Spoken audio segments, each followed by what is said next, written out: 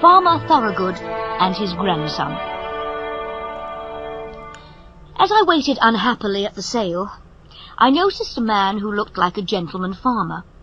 I saw his eye rest on me, and I pricked my ears and looked at him.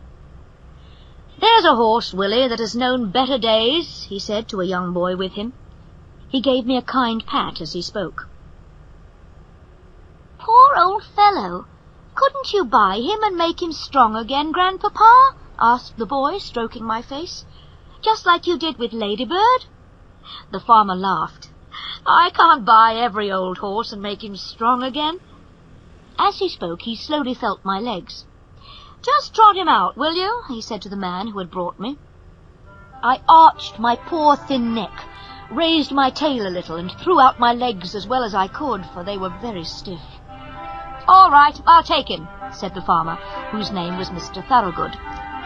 From then on I had good food, perfect rest, soft turf, and gentle exercise.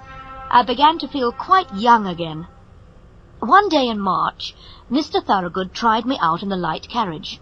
My legs were no longer stiff, and I did the work with perfect ease. Mr. Thoroughood was pleased. He said to Willie, "Now we must look for a quiet place for him, where he will be well looked after." One day that summer, the groom cleaned and brushed me with such care that I thought some new change must be at hand. I think even the harness had an extra polish. Willie seemed half anxious, half merry, as he got into the carriage with his grandfather. "If the ladies take to him," said the old gentleman, "they'll be suited and he'll be suited. We can but try." We drove through the village and up to a pretty house with a lawn and shrubbery at the front.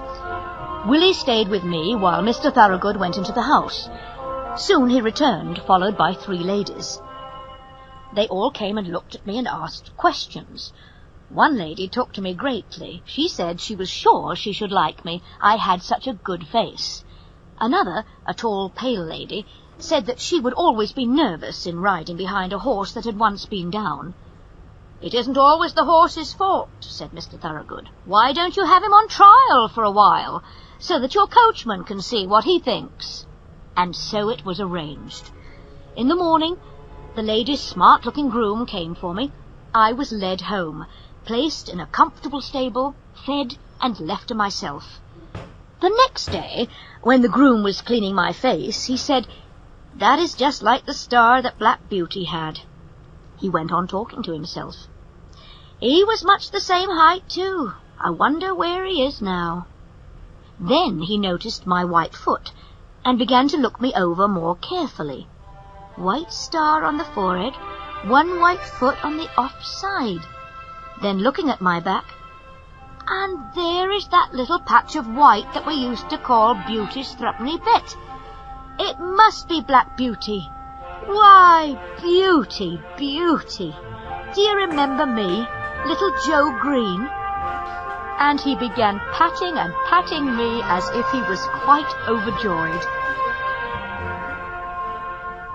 That afternoon, after I had taken the ladies for a safe, gentle drive, I heard Joe telling them that he was sure I was Squire Gordon's old Black Beauty. They were already pleased with me, so they decided to keep me and call me by my old name of Black Beauty.